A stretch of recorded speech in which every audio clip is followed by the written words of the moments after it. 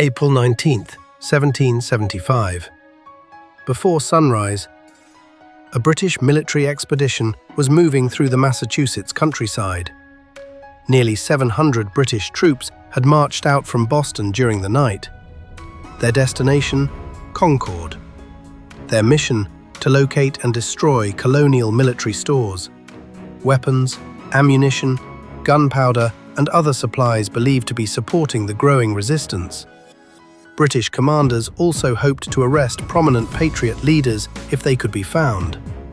The operation was designed to be swift, move before dawn, reach Concord, seize or destroy the military stores, and return to Boston before the countryside could fully respond. But the plan was already beginning to unravel. The alarm had spread.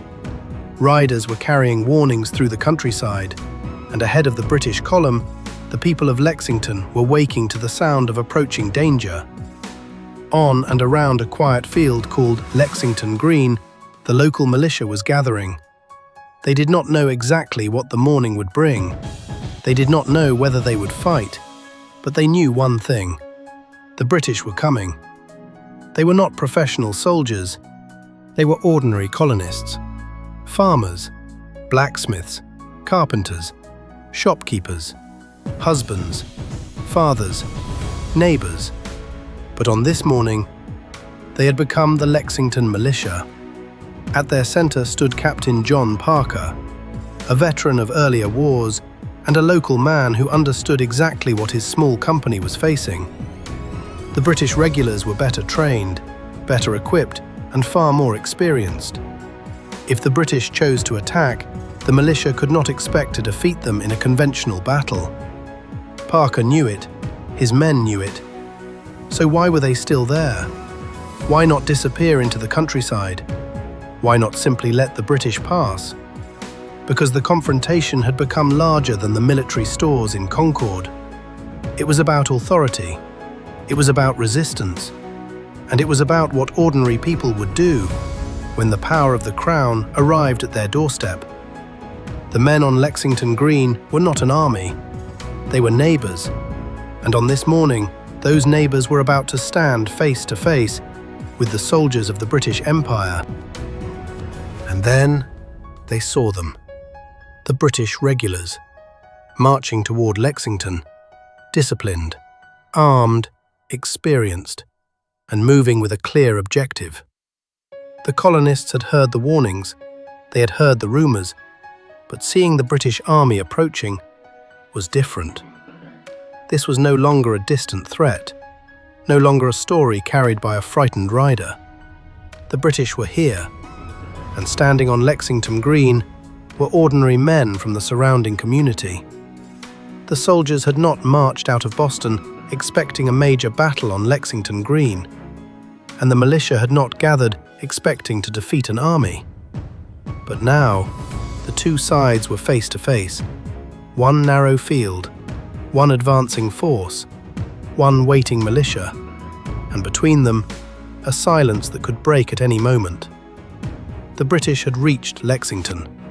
Now, the question was no longer whether they would arrive. It was what would happen when they did. Captain John Parker understood the danger. The crisis had reached Lexington Green. Parker knew his men could not defeat the British regulars in a conventional battle. But perhaps they did not have to. Perhaps the confrontation could end without bloodshed. Parker instructed his men not to fire unless the British fired first. Later accounts would associate famous words with Parker, but historians have debated the exact wording. Whatever words Parker used that morning, the message was clear. His men were not to start the fighting, but they would not simply surrender their position. The militia remained on the green. The British regulars continued forward. Now, the distance between them was shrinking.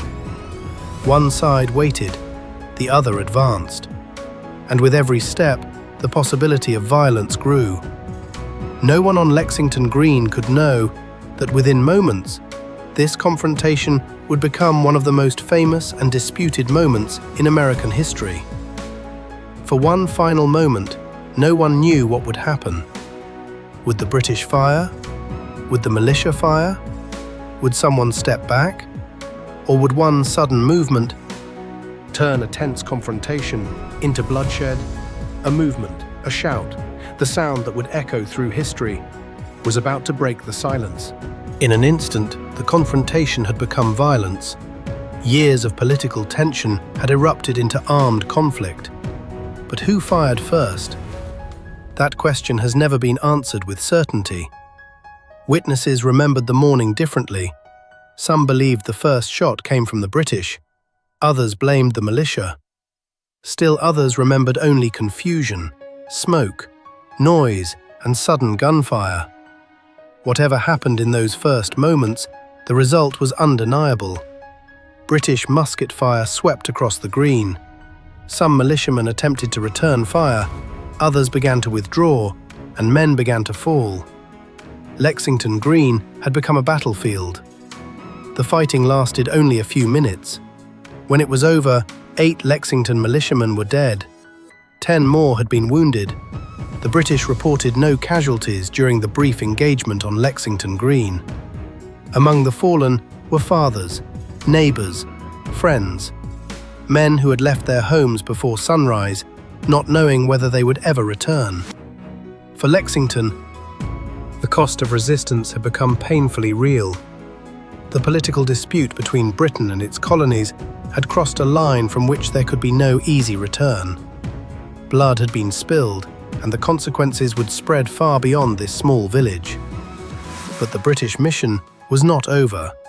Their destination still lay several miles ahead: Concord.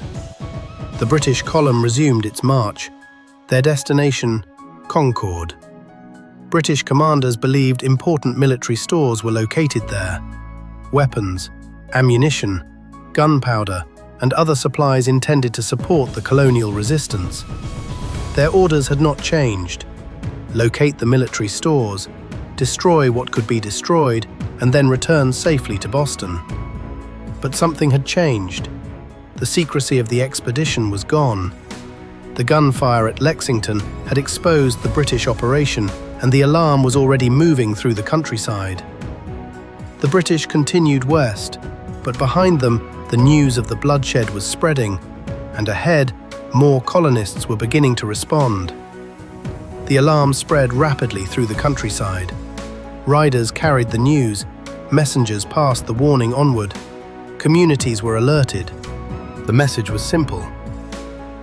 The British had come, fighting had begun, and men had already been killed. Across Massachusetts, militia companies began mobilizing. Farmers picked up their muskets, tradesmen left their workshops. Neighbors gathered along familiar roads, preparing to confront an army many believed could not be stopped. The British had scattered the militia at Lexington, but the confrontation had triggered a much larger response. With every mile the British marched, more men were being warned, more militia were assembling, and more communities were preparing to resist. The expedition continued toward Concord, but it was no longer unfolding as planned. The element of surprise had disappeared. The countryside had been warned, and every passing minute gave the colonial militia more time to gather. The British believed they were marching toward military stores, but the resistance was already moving. Warnings were spreading, men were assembling, and Concord was preparing. The British column continued west, toward the town they had marched through the night to reach. Behind them, Lexington had become a place of bloodshed. Ahead, another confrontation was waiting.